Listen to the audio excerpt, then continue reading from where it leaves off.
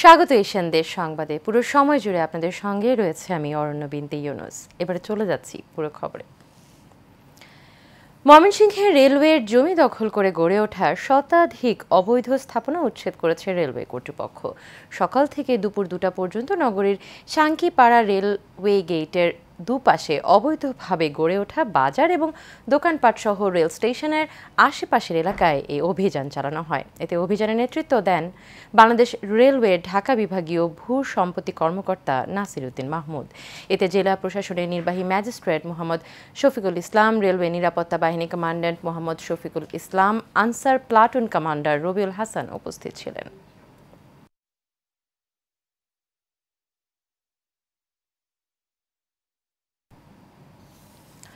ফরিদপুরের সদরপুরে ধর্ষণের পর হত্যা এবং মাদক মামলায় সাজাপ্রাপ্ত পলাতক 2 আসামিকে গ্রেপ্তার করেছে পুলিশ।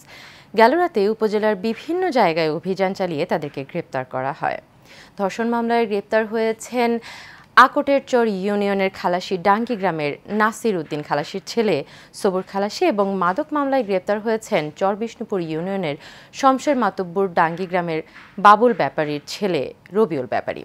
সদরপুর থানার অফিসার ইনচার্জ নাজমুল হাসান বলেন, মাদক কারবারি এবং অন্যান্য অপরাধীদের গ্রেপ্তারে অভিযান অব্যাহত থাকবে। দিনাজপুরের হিলিতে ঘাসুরিয়া সীমান্তের পাশে একটি ধান ক্ষেত থেকে পরিত্যক্ত অবস্থায় একটি সচল ড্রোন ক্যামেরা উদ্ধার করেছে পুলিশ। গতকাল রাত 10টার দিকে ওই ড্রোন ক্যামেরাটি উদ্ধার করা হয়। প্রাথমিকভাবে পুলিশ ধারণা করছে এটি ভারতীয় ড্রোন ক্যামেরা হতে পারে। হাকিমপুর থানার ভারপ্রাপ্ত কর্মকর্তা জাহাঙ্গীর আলম বলেন, গতকাল সন্ধ্যার দিকে উপজেলার খট্টা মাধবপাড়া ইউনিয়নের ঘাসুরিয়া সীমান্তের 400 গজ বাংলাদেশ অভ্যন্তরে ধান খেতে ওই কৃষক প্রফুল্ল টপ্প কাজ করছিলেন। এ সময় ধান খেতে পড়ে থাকা অবস্থায় একটি ড্রোন ক্যামেরা পেয়ে সেটি তার বাড়িতে নিয়ে যান এবং পরবর্তীতে সে পুলিশকে বিষয়টা অবগত করলে রাত 9টার দিকে পুলিশ এবং বিজিবির একটি টহল দল তার বাড়িতে গিয়ে ড্রোন ক্যামেরাটি থানায় নিয়ে আসে। ময়মনসিংহের হালুয়াঘাটে পানিতে ডুবে 2 শিশুর মৃত্যু হয়েছে। গতকাল বিকেলে উপজেলার গোপীনগর গ্রামে ঘটনা ঘটে। নিহতরা হলেন গোপীনগর গ্রামের শহীদ মিয়ার 7 বছরের মেয়ে সাদিয়া এবং জাকির হোসেনের 6 বছরের ছেলে আলিফ মাহমুদ। স্থানীয়রা জানায়, দুপুরে বাড়ির পাশে ডোবার ধারে তারা দুজন খেলছিল। পরে বাড়িতে না ফেরায় তাদেরকে খুঁজতে শুরু করে স্বজনেরা। এক পর্যায়ে তাদের মরদেহ পানিতে ভাসমান দেখে স্থানীয়রা উদ্ধার করে উপজেলা স্বাস্থ্য কমপ্লেক্সে নিয়ে যায়। সেখানে দায়িত্বরত চিকিৎসক তাদের মৃত বলে ঘোষণা করেন। কক্সবাজারের বৈদ্যঘোনা এলাকায় আন্তর্জাতিক উশু খেলোয়াড় শিখা খাতুনকে মারধরের অভিযোগ উঠেছে। ভুক্তভোগীর স্বামী জানান, তার ব্যক্তিগত ছবি নিয়ে কুপ্রস্তাব দিয়ে ব্ল্যাকমেইল করে আসছিলেন তারই ননদের স্বামী রুবেল। সম্মানের দিকে তাকিয়ে শিখা খাতুন আইনের আশ্রয় নেয়। ঘটনার মীমাংসার জন্য তার বাড়িতে পুলিশের উপস্থিতিতে সবার সামনে ব্যাপকভাবে মারধর করে রুবেল। শিখা খাতুনকে ইট দিয়ে মাথায় আঘাত করায় তিনি গুরুতর অসুস্থ হয়ে পড়েন। পরে তাকে কক্সবাজার সদর হাসপাতালে ভর্তি করা হয় গতকাল। বর্তমানে তিনি মৃত্যুর সাথে পাঞ্জা লড়ছেন বলে জানান তার স্বামী জিয়া। সিলেট থেকে প্রথম হজ ফ্লাইট সৌদি আরবে পৌঁছেছে। ফ্লাইটটি সরাসরি মদিনায় অবতরণ করে। গতকাল বিকেল 5টা 25 মিনিটে 418 জন হজযাত্রী নিয়ে বাংলাদেশ বিমানের BG237 ফ্লাইটটি মদিনার উদ্দেশ্যে ছেড়ে যায়।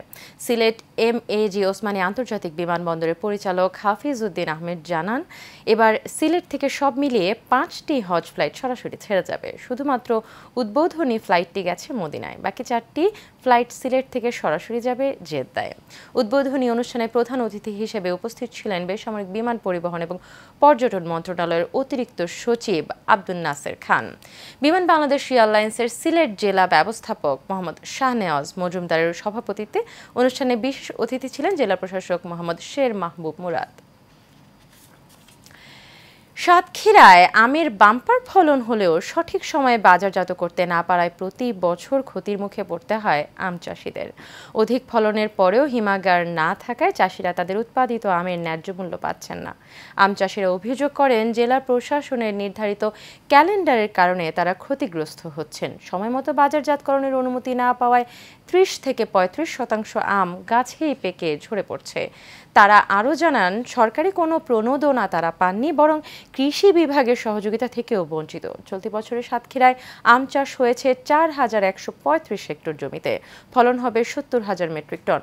চলতি মৌসুমে 400 কোটি টাকার আম বিক্রয় হবে বলে প্রত্যাশা সংশ্লিষ্টদের।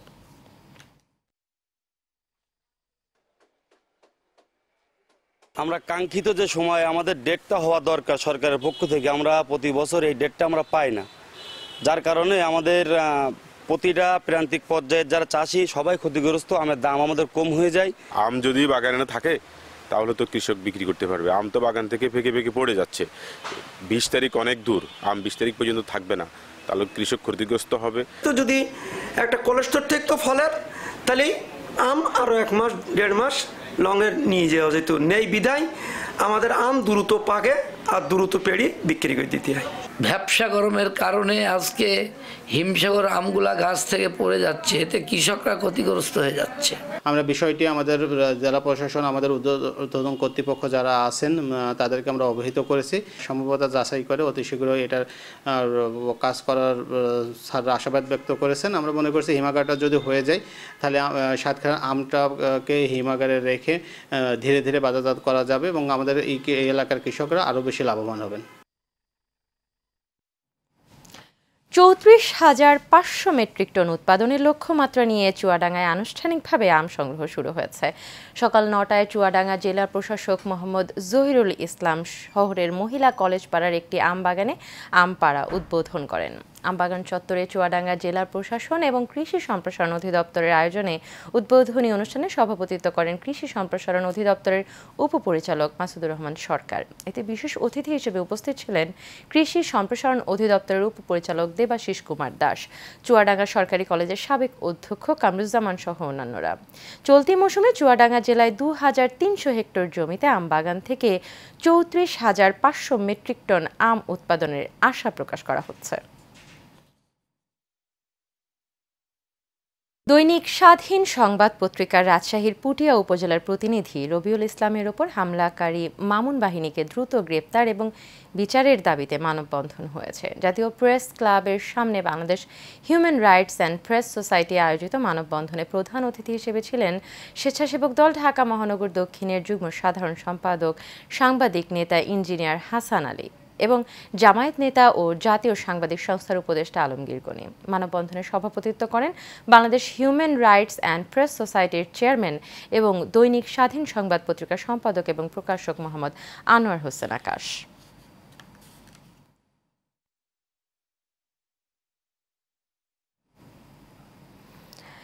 কাঞ্চন পৌর ছাত্রদলের আহ্বায়ক পাবেল নিলয় হত্যা মামলার আসামিদের গ্রেপ্তারের দাবিতে রূপগঞ্জ উপজেলা ছাত্রদলের বিক্ষোভ, মানববন্ধন এবং সড়ক অবরোধ কর্মসূচি পালিত হয়েছে। সকালে ঢাকা বাইপাস মহাসড়কের মায়ারবাড়ি কাঞ্চন টোল বক্স এলাকায় এই কর্মসূচিতে বক্তব্য রাখেন জেলা ছাত্রদলের সাবেক সভাপতি নাহিদ হাসান ভূঁইয়া, রূপগঞ্জ উপজেলা ছাত্রদলের সাবেক সদস্য সচিব মাসুম বিল্লাহ, কাঞ্চন পৌর বিএনপির সাধারণ সম্পাদক মাফিকুল ইসলাম খান, যুবদল নেতা শাহিন, জিয়া মঞ্চের পৌরসভার নেতা শিমুল সহ কাঞ্চন পৌরসভার ছাত্রদলের নেতাকর্মীরা। বক্তারা বলেন, পাবেলের হত্যাকারীরা প্রকাশ্যে ঘুরে বেড়ালেও পুলিশ তাদেরকে গ্রেপ্তার করছে না। এমন টালবাহানা করলে ছাত্রদল বৃহত্তর কর্মসূচি দিবে বলেও হুঁশিয়ারি দেন তারা। দীর্ঘ প্রতীক্ষার পর অবশেষে ভিত্তিপ্রস্তর স্থাপন করা হয়েছে কর্ণফুলী নদীর উপর ঐতিহাসিক কালুরঘাট সেতুর। এতে আনন্দ মিছিল করেন বোয়ালখালী সহ দক্ষিণ চট্টগ্রামের সর্বস্তরের জনগণ। আনন্দ মিছিল শেষে সংক্ষিপ্ত সভা অনুষ্ঠিত হয়। এতে কালুরঘাট সেতু বাস্তবায়ন কমিটির যুগ্ম আহ্বায়ক মুস্তফা নাইমের সভাপতিত্বে সাংবাদিক মোহাম্মদ আলীর পরিচালনায় প্রধান অতিথির বক্তব্য রাখেন সাংবাদিক এবং কলামিস্ট সৈয়দ জাকির হোসেন। আরও বক্তব্য রাখেন সাংবাদিক মঞ্জুর মোর্শেদ, ইঞ্জিনিয়ার ইকবাল শহীদুল্লাহ চৌধুরী সহ অনেকে।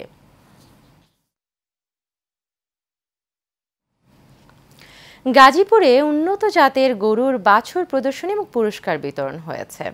গাভীর নিরাপদ কৃত্রিম প্রজনন, দুধ মাংসের উৎপাদন বৃদ্ধি আনবে দেশের উন্নয়ন, এই স্লোগানকে সামনে রেখে ব্র্যাক কৃত্রিম প্রজনন এন্টারপ্রাইজ এই আয়োজন করে। বাসন থানাধীন ১৩ নম্বর ওয়ার্ডের ইটহাটা এলাকায় মিতালি ক্লাব মাঠে অনুষ্ঠানের স্থানীয় খামারিদের শতাধিক গরুর বাছুর প্রদর্শন করা হয়। অনুষ্ঠানে সভাপতিত্ব করেন ব্র্যাক কৃত্রিম প্রজনন এন্টারপ্রাইজের জেলা সমন্বয়ক মোহাম্মদ আবু জাফর। প্রধান অতিথি হিসেবে উপস্থিত ছিলেন গাজীপুর জেলা প্রাণী সম্পদ অধিদপ্তরের উপপরিচালক ডক্টর মোহাম্মদ সেলিমুল্লাহ।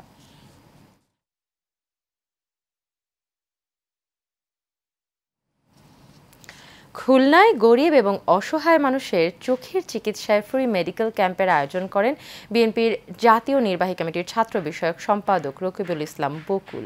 এই ক্যাম্পে খুলনার বিভিন্ন এলাকা থেকে আগত প্রায় ২,০০০ দরিদ্র রোগীকে বিনামূল্যে চোখের চিকিৎসার স্বাস্থ্য পরীক্ষা, ঔষধ এবং প্রয়োজনীয় পরামর্শ প্রদান করা হয়।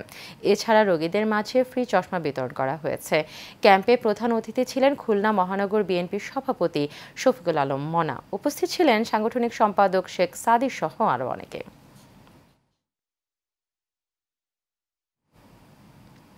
খুলনায় ঈদ উৎসব উপলক্ষে দেশের ইলেকট্রনিক্স জায়ান্ট ওয়ালটনের ডিজিটাল ক্যাম্পেইন সিজন 22-এর আবারও মিলেনিয়ার ক্যাম্পেইন ব্র্যান্ডিং কার্যক্রম শুরু হয়েছে। সকালে নগরীর গ্র্যান্ড প্লাসিড হোটেল থেকে ওয়ালটনের আবারও মিলেনিয়ার ক্যাম্পেইনের আনন্দ র্যালি শুরু হয়। ভার্চুয়ালের মাধ্যমে যুক্ত হয়ে এর উদ্বোধন করেন ওয়ালটন হাইটেক ইন্ডাস্ট্রিজের ব্যবস্থাপনা পরিচালক এস.এম. মাহবুবুল আলম। র্যালিটি নগরীর শিববাড়ি মোড় প্রদক্ষিণ করে গ্র্যান্ড প্লাসিড হোটেলে এসে শেষ হয়। এতে দেশের জনপ্রিয় চিত্রনায়ক আমিন খান, জাতীয় ক্রিকেট দলের অলরাউন্ডার মেহেদী হাসান মিরাজ এবং অর্ধ শতাধিক তরুণ ক্রিকেটার সহ খুলনাঞ্চলের ৩ শতাধিক পরিবেশক, প্লাজা ম্যানেজার এবং বিক্রয় প্রতিনিধিরা অংশ নেন।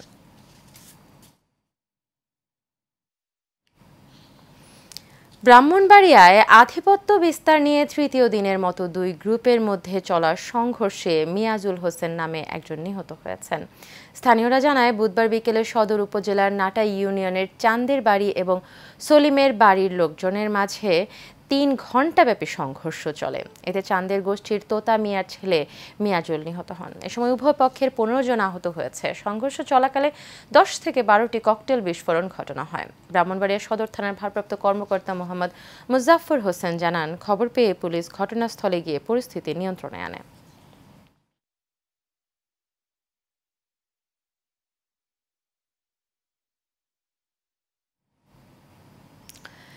নারায়ণগঞ্জ বন্দরে বজ্রপাতে মাধ্যমিক পড়ুয়া এক ছাত্র নিহতের ঘটনা ঘটেছে। বুধবার কাজীপাড়া কামরাব নয়নপাড়া এলাকার পুকুরে এই ঘটনা ঘটে। ৮ম শ্রেণী পড়ুয়া নিহত নীরব সৌদি প্রবাসী আফজাল মিয়ার সন্তান।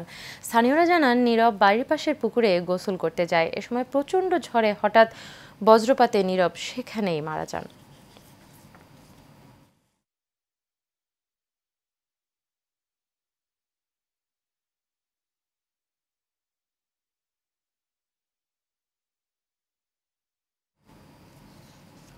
এশিয়ান দেশ সংবাদ আজ এই পর্যন্তই। পরবর্তী সংবাদ দেখার আমন্ত্রণ রইল। এতক্ষণ সাথে থাকার জন্য সবাইকে ধন্যবাদ।